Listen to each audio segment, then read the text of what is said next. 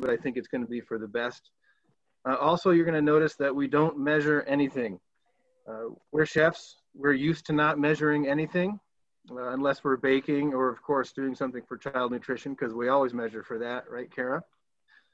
And we wanted to do that on purpose, just to show you that, especially with this dish, you can just kind of throw things in a pot and make it work. You don't necessarily have to worry about if you have enough of this ingredient.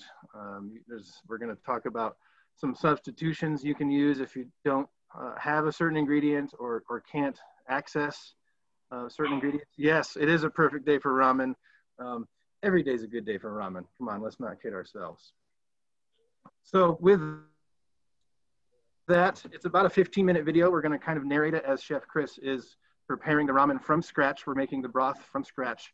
This is not your 15-cent package of ramen with the seasoning packet. This is the real deal, okay? So without further ado, let's share the screen and here goes the video. Oh, that's not it. Yes, there we go.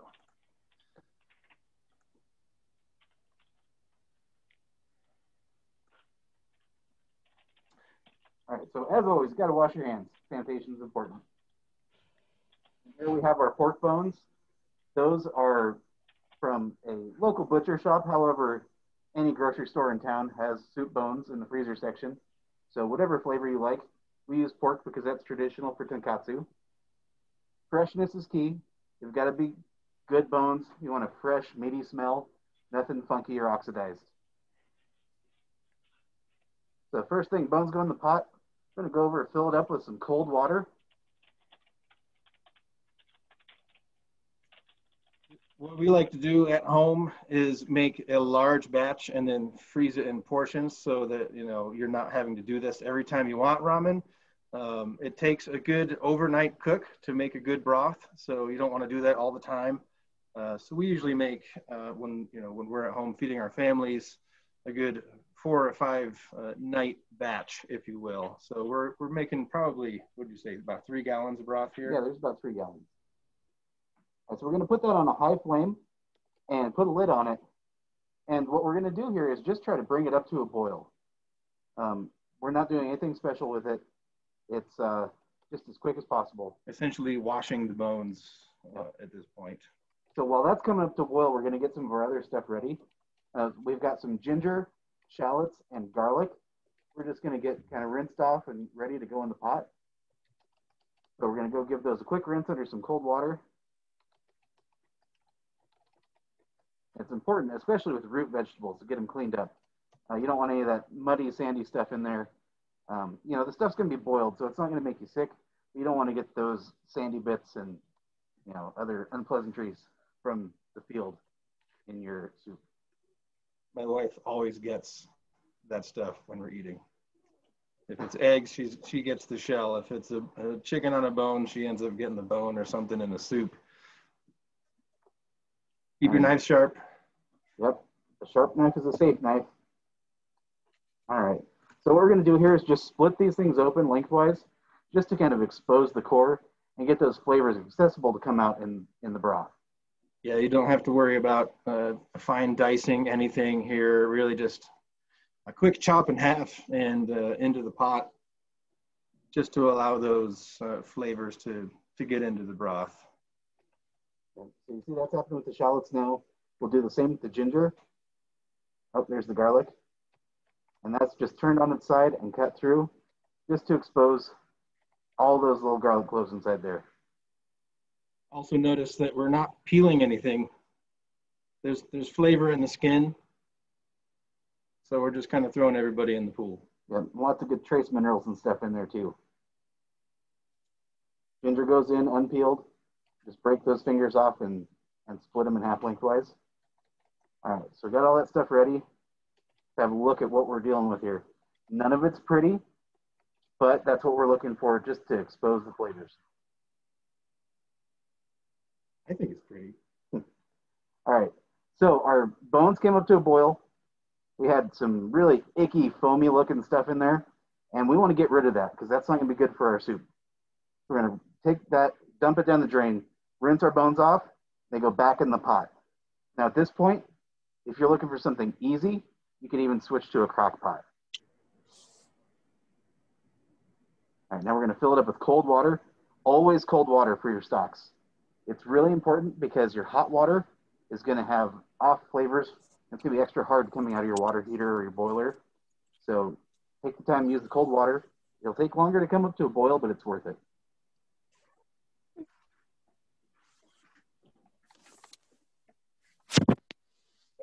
And at this point, our bowl of aromatics goes in there.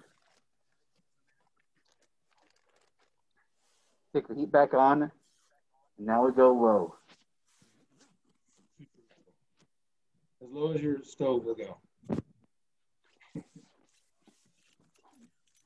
I'm gonna pause it right here and just say that we do this overnight, and there's a measure of safety you have to keep in mind here, especially if you have a gas stove.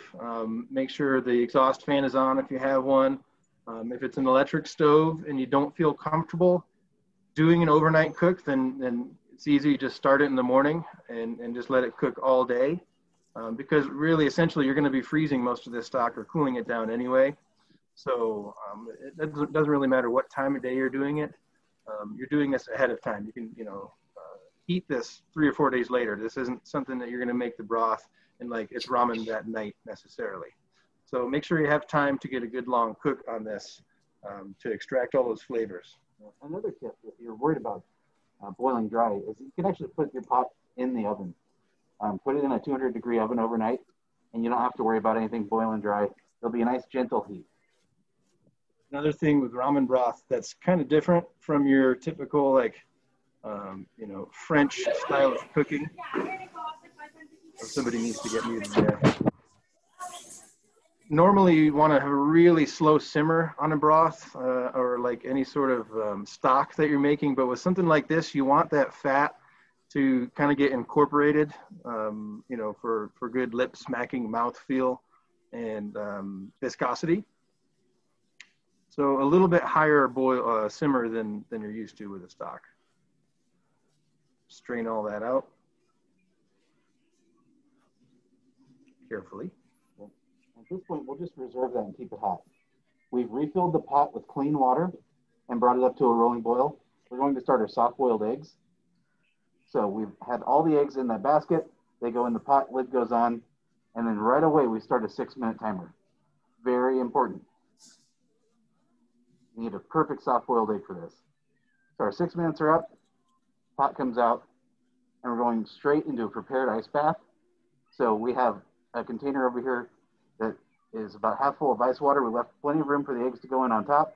We're not worried about breaking the shells because we're going to crack them all anyway. If there's not enough room for them to sink down in there, just add a little bit more cold water, and we're going to let those chill.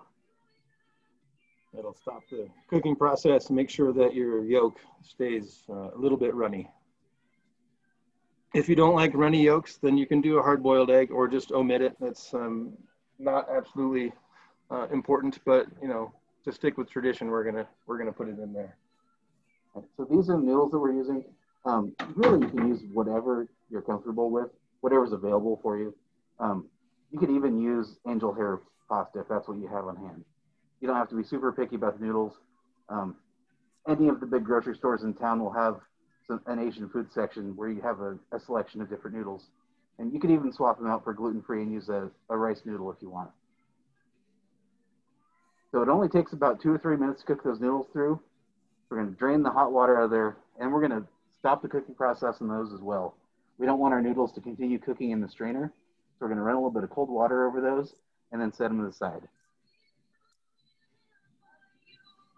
From this point, everything that we're doing is going to be chilled and kept ready, and when it goes in the bowl is what's actually going to reheat it and bring it up to eating temperature. Another one of our garnishes, we're going to make some quick pickled radishes. You can use whatever you like. We like to have a little bit of a texture crunch balance, and also a little bit of an acidic tang to go with the really rich broth. So we're making just a simple pickle here. It's equal parts of water and cider vinegar with just a little bit of salt. We're going to bring that up to a boil on the stove, And whatever crunchy vegetable you have can go in there. Yeah, you can experiment with different vinegars too. If you like a rice vinegar or even just a regular distilled vinegar, it's the acid that's the important part. Totally measuring our salt here. There we go. Thumbs up from Kris. Yep, it's going to be good. All right, so that goes on the pot or on the stove. Bring that up to a boil. Real easy stuff. So that came up to a boil. The radishes that we sliced go in there, and we're just going to stir it and let it sit. Make sure they go in while it's still really hot, and that'll kind of start a cooking process and soften up the vegetables a little bit, especially if you're using something like a carrot or something other than a radish. You want to soften it just a little bit, and you want to use that real hot liquid.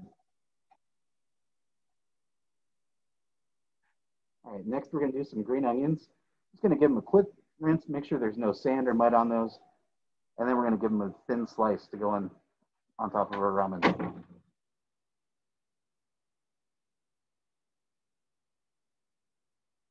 Again, using cold water, we're going to make sure they're nice and crisp.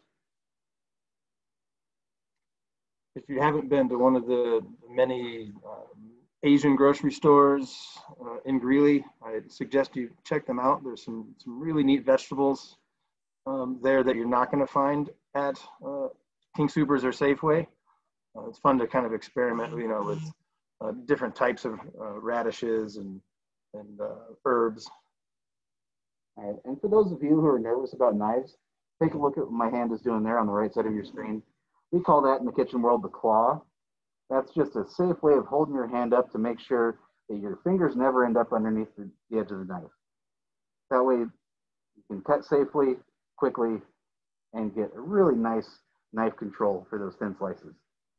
It's also part of the reason we recorded the video and didn't do this live, because that would be really embarrassing if we cut ourselves.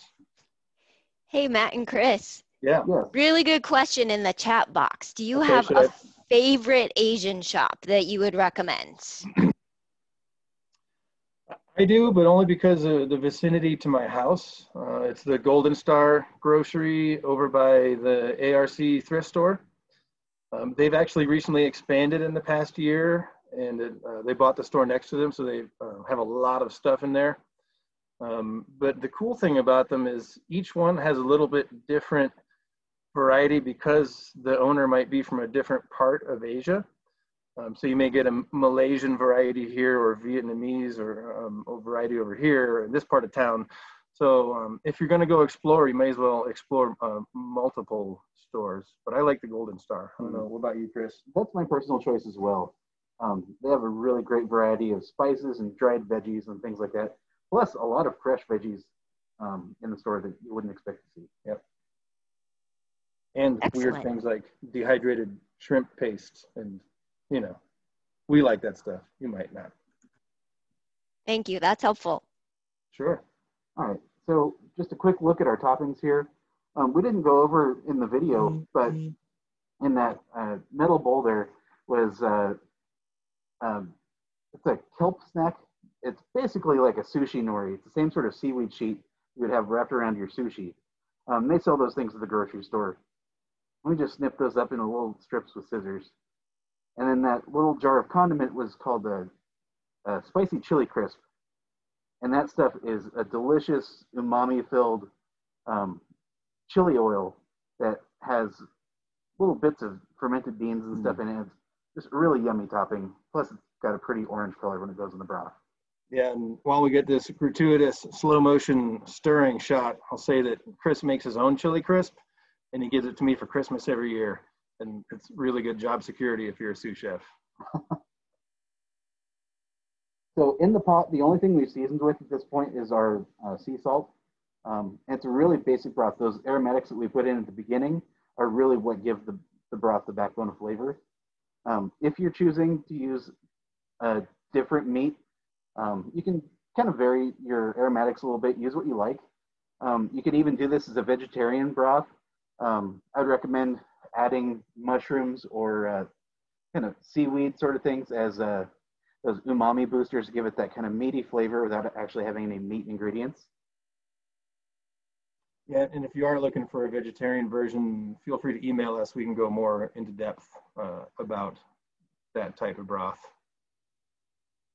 You can see there, the broth was strained, but we didn't skim the fat off there because that's one of those important texture contrast things that you're supposed to have in a good bowl of ramen. So now is just the assembly point. We're taking our prepared noodles that were set aside. And the important thing about this is the ramen is a noodle dish. It's not a soup that's heavy on vegetables. It's not even really about the broth as much. It's a bowl of noodles. And it's meant to fill you up. So put in however much you like in the bowl. Remember, those are the noodles that we cooked and chilled earlier. He's gonna keep going. Keep filling up. Oh yeah. More noodles. Good belly warmer for a cold day. All right, next we're gonna go in with the broth. Give it a little stir just to make sure any of the fat that's on top is kind of mixed in and emulsified. And this is gonna start rewarming that bowl of noodles. Similar to if you've ever had pho at a Vietnamese restaurant where they give you a plate of cold ingredients and you kind of pour the hot broth over. Same concept. All right, next is the fun part. Get creative as you like. We like to keep our toppings kind of separate just so we can see what's in the bowl.